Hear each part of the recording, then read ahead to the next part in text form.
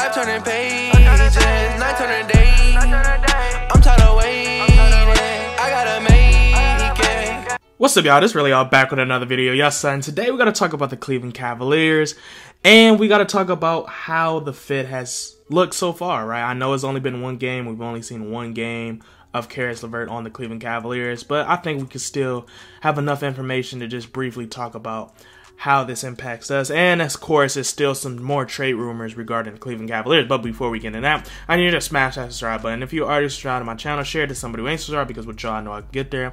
And when y'all are done with that, I need to hover over to the like button and smash that too, so we can tell the YouTube algorithm to share this video with the world. But with all that being said, though, we got to jump at the topic at hand, and we got to talk about these Cleveland Cavaliers. Also, if y'all want to show some support, follow me on Instagram, follow me on my TikTok for more notification, news, and content regarding my channel. Also, too, before we get into it officially, y'all might be asking, why is the video playing is not the game of last night? It's because NBA broadband is literally killing small content creators who create basketball content with basketball content. You know what I'm saying?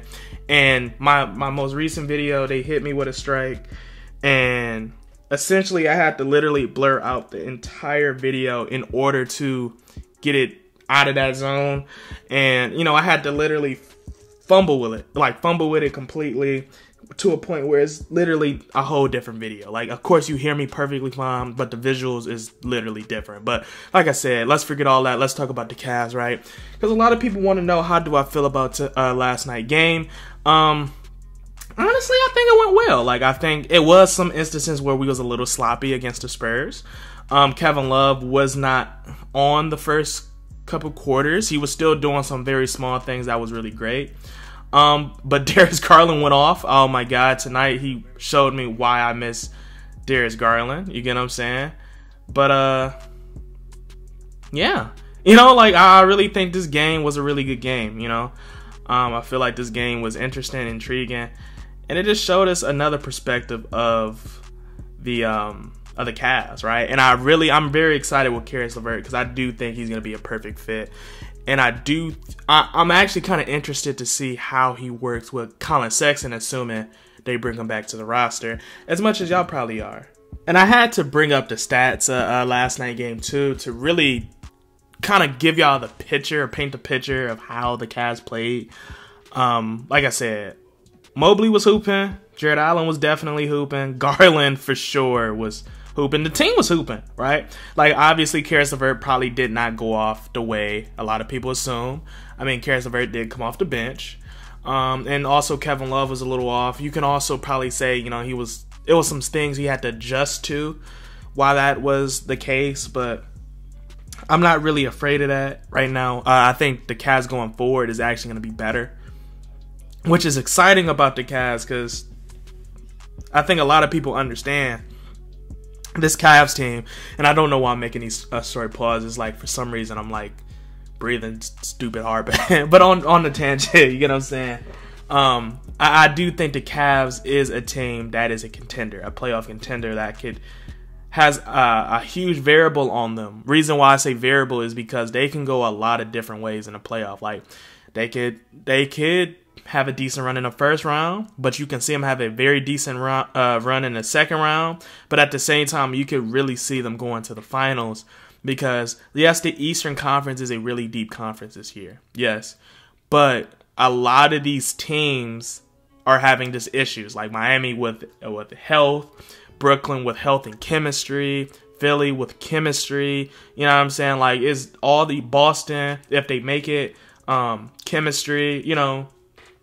The East is, even though it's deeper and more competitive, it's a lot more wide open than it's ever been, you know. And this is why the Cleveland Cavaliers really have an opportunity to really potentially go to the finals if, you know, a lot of things go in our favor, like health, chemistry, progression, development, JB Bickerstaff rotations, you know, all those factors is going, and also what we do on the remaining of this trade deadline as well, because, you know, the trade deadline ends today, you know. So it's a lot of things that the Cavs has to ask herself and question herself. But it's a lot of things I do believe the Cleveland Cavaliers are set in stone. I do think we are competitors. I do think we're challengers. And I think a lot of people understand that. Like, the Cleveland Cavaliers has consistently been good this season. Consistently been one of the best defensive teams in the league. And has consistently been one of the most entertaining teams in the league while not having a superstar. And I think that's what makes us special, because you've seen players, literally all of our players, go off at some point. Like, it's always somebody different, somebody new. And I think that's what's great about the Cleveland Cavaliers. Now, I also want to talk about these trade rumors, because, like, we know the trade deadline is literally right under our nose. And they've been talking about possibly trading for Tristan Thompson and Eric Bledsoe and Dennis Schroeder. And I'm going to keep it a stack with y'all.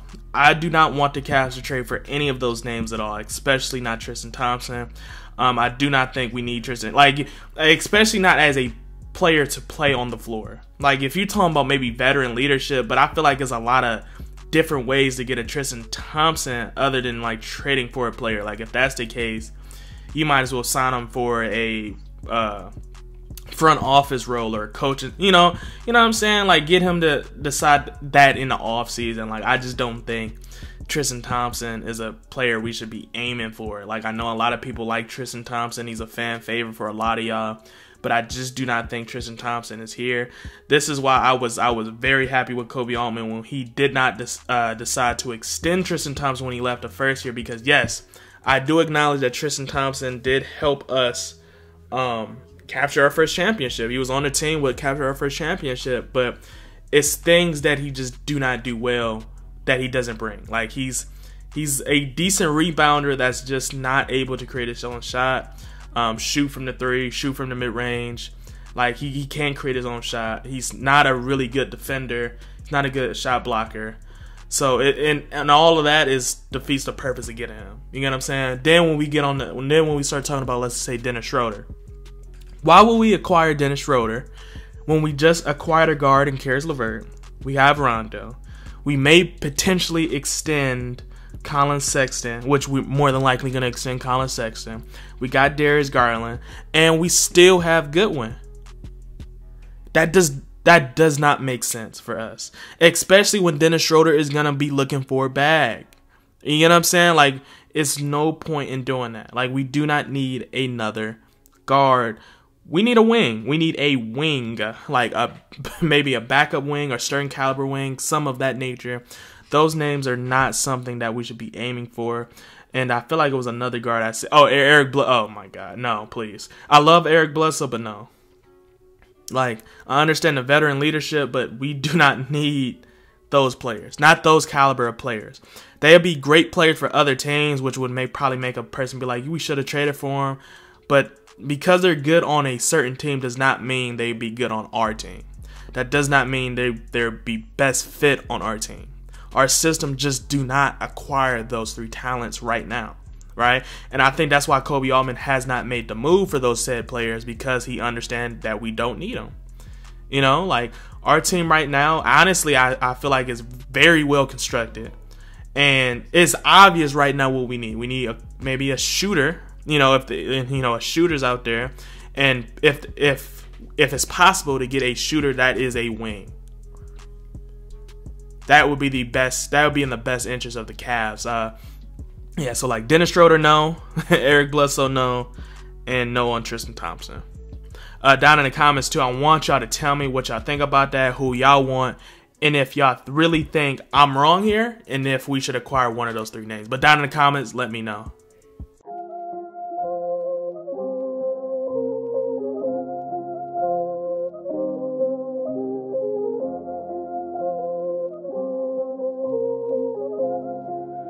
That's Atlantis with that money.